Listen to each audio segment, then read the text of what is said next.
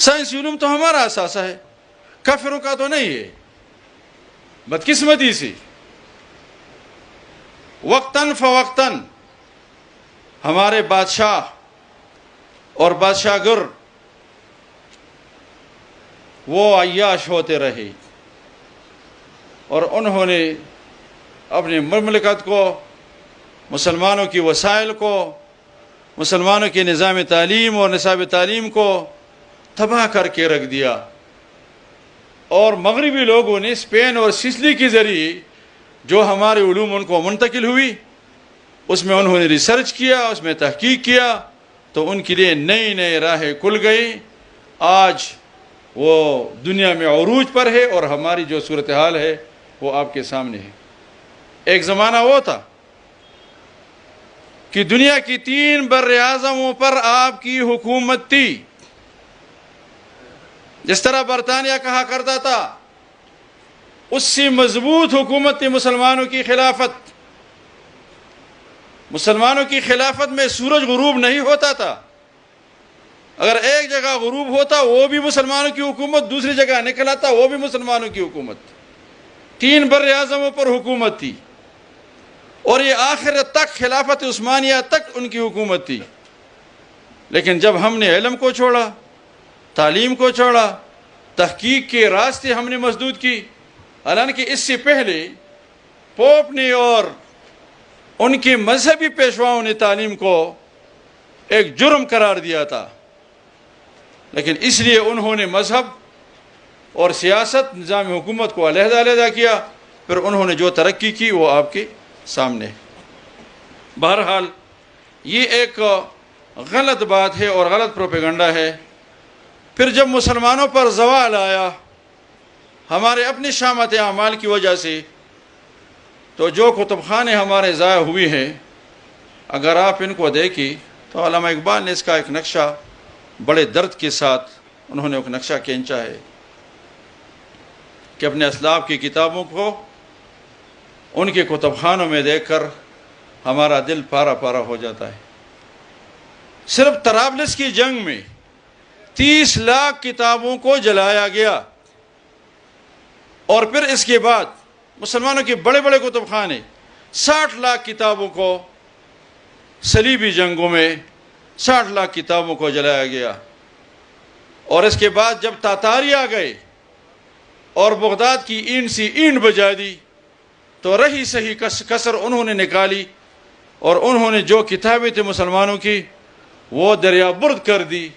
6 مہینے تک سمندر کا پانی، وہ سیاہی جس طرح ہوتی ہے کالا پانی، اسی طرح بہتا تھا کہ وہ تمام کتابیں مسلمانوں کا پورا سرمایہ اس میں ضائع ہوا۔ بہرحال ساتھیو، میں اپنے بات کو مختصر کرنا چاہتا ہوں۔ ہم پر فرنگیوں کا ایک دور آیا، خصوصاً بر صغیر پاک و ہند پر، اور انہوں نے ہمارے لیے ایک جو نصاب تعلیم وضع کیا ہے، اس سے ایک کلرک بھی پیدا نہیں ہوتا۔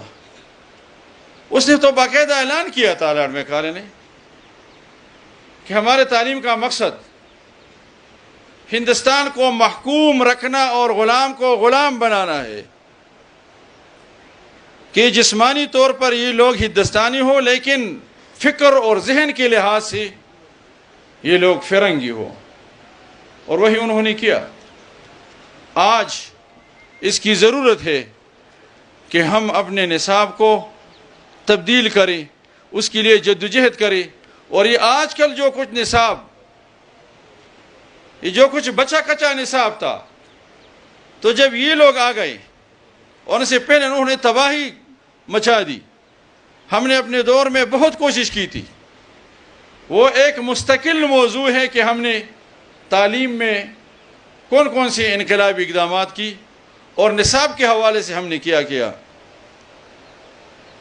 اسلامیات اور عربی اساتذہ کے لیے کیا، کون سے اقدامات کی، کتنے اساتذہ بھرتی کی، کتنے بچوں کو ہم نے فٹ پاتھوں سے اور کھیتوں سے اٹھا کر ہم نے تعلیمی اداروں میں لے آئے۔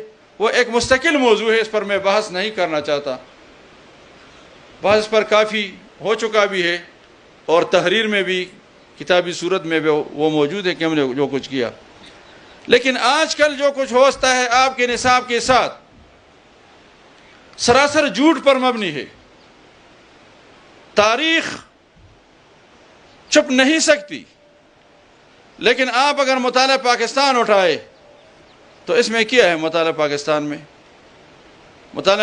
میں اگر یہ لوگ انصاف کرتے تو سب سے پہلے تو یہ بتلاتے بچوں کو کہ آپ کی اس ملک پر جب فرنگی آیا 200 سال تک آپ غلام رہی، پھر اس کے بعد کس نے بر صغیر کو آزاد کیا اور بر صغیر کی آزادی میں کس کی قربانیاں ہیں؟ الحمدللہ وہ آپ کی اکابرین ہے جنہوں نے اپنا دن رات ایک کر کے اپنے خون اور پسینے سے اور بڑے مشکلات سے گزر کر قید و بند کے مراحل ہر قسم تکالیف برداشت کر کے آپ کو ایک آزاد زمین اور ایک آزاد ملک دے دیا اور بر صغیر پاک و ہند کو فرنگیوں سے آزاد کیا. وہ ہمارے اکابرین تھی. کوئی بیٹے ہمارے ساتھ اس پر مناظرہ کرے، اس پر بات کرے کہ اس دھرتی کو کس نے آزاد کیا. لیکن ہمیشہ اس طرح ہوتا ہے کہ جب کوئی انقلاب کسی ملک میں آتا ہے تو جو لوگ انقلاب لانے والے ہوتے ہیں ان کو اس کا صلہ ملتا ہے. جو قوم ملک کے غدار ہوتے ہیں ان کو سزا ہوتی ہے. لیکن یہاں پر الٹا گنگا بہہ گیا. جن لوگوں نے ملک کو آزاد کیا تھا، جن لوگوں نے قربانیاں دی تھی، جنہوں نے قید و بند اور پانسی گھاٹوں کی تاریک کوٹھیوں میں پوری زندگی گزاری تھی، ان کو یہاں پر ان لوگوں کو سزائی دی گئی. اور جو فرنگیوں کی پٹھو تھی اور وہ لوگ جن کو سر کا خطاب ملا، جنہوں نے قوم سے غداری کی، ملک و ملت سے غداری کی، ان کو نوازا گیا اور ان کو اس ملک کی باغ دوڑ دی گئی. آج آپ دیکھتے ہیں کہ آپ کے ملک کا کیا صورتحال ہے. 25 سال تک تو وہ دونوں ٹکڑوں کو ایک ساتھ نہ رکھ سکی اور مشرقی پاکستان سے بنگلہ دیش بن گیا. آج یہ آپ کا یہ ٹکڑا جو ہے یہ بھی خطرے میں ہے. یہ انہی لوگوں کی وجہ سے ہے جو پہلی بھی ملک اور قوم کے غدار تھی، فرنگیوں کے وفادار تھی، آج بھی اس ملک اور قوم کے غدار ہے. آج آپ کا بنیادی عقیدہ ختم نبوت، عقیدہ ناموس رسالت، اس کو نصاب سے نکالا گیا. الحمدللہ کہ اس ملک میں جمعیت علماء اسلام موجود ہے، اس ملک میں قائد ملت اسلامیہ موجود ہے. تمام چیزوں پر وہ نظر رکھی ہوئی ہے اور جمعیت کے علم میں ہے تمام چیزیں. جب کبھی بھی اس قسم کی بات آتی ہے تو سب سے پہلے جمعیت میدان میں کودتا ہے. اور آپ دیکھتے ہیں کہ ان کی تمام سازشوں کو ہم ہر موقع پر، خواہ اسمبلی کے فلور پر ہو، خدا نصاب کی کتابوں میں ہو، اسکولوں اور کالجوں میں ہو، اس کو ہم ناکام بناتے ہیں اور ان کی تمام سازشوں اور منصوبوں کو بے نقاب کر کے ہم عوام کے سامنے لاتے ہیں. تو میرے عزیز بھائیوں، آپ نوجوان ہیں اور بہت سارے حالات آپ کے سامنے آئیں گے.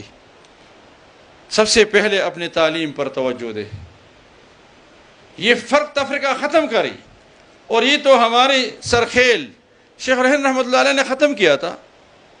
جب وہ مالٹا کے اسارہ سے واپس آئے تو شیخ الہند رحمۃ اللہ علیہ علی گڑھ تشریف لے گئے انتہائی ضعف کے حالت میں. اور وہاں پر جو انہوں نے خطاب کیا ہے اس کا ایک تاریخی جملہ آپ سب کو یاد ہے کہ شیخ الہند رحمۃ اللہ علیہ نے فرمایا کہ جب میں نے دیکھ لیا کہ میرے اس کام کی غمخوار جس میں میرے ہڈیاں پگھل رہی ہے، اس کے غمخوار اور اس کے کرنے والے اسکولوں اور کالجوں میں زیادہ ہے اور مدارس میں کم ہے، تو میں نے ایک قدم علی گڑھ کی طرف بڑھایا تاکہ دیوبند اور علی گڑھ کے درمیان ایک حسین امتزاج ہم پیدا کر سکیں اور دونوں کے ایک کر سکیں. تو یہ تو ہمارے اکابرین نے کیا ہے. تو یہ مسٹر ملا کا فرق ختم کرنا چاہیے. تعلیم پر پوری توجہ دینی چاہیے اور اس کے لیے انشاءاللہ ہم بھرپور جدوجہد کریں گے کہ ہمارا نظام تعلیم بھی قرآن و سنت کے مطابق بھی ہو اور عصری جو علوم ہے اس کو بھی ہم حاصل کریں. تب انشاءاللہ ہم کامیاب ہوں گے. تو میرے چند باتیں آپ کے سامنے عرض کی. اللہ تبارک و تعالیٰ اس کو قبولیت عطا فرمائے اور اللہ تبارک و تعالی ہم سب سے راضی ہو۔ میں آخر میں آپ سب حضرات کا پھر شکریہ ادا کرتا ہوں، اور جمعیت طلباء کی صوبائی جماعت، صوبائی کابینہ سب کا شکر گزار ہوں، اور اپنے اکابرین کا بھی شکر گزار ہوں جنہوں نے مجھے پہلا موقع دیا۔ اللہ تبارک و تعالی آپ سب کا اور ہم سب کا حامی و ناصر ہو، اور اجتماع کو قبولیت عطا فرمائے۔ وآخر دعوانا الحمدللہ رب العالمین۔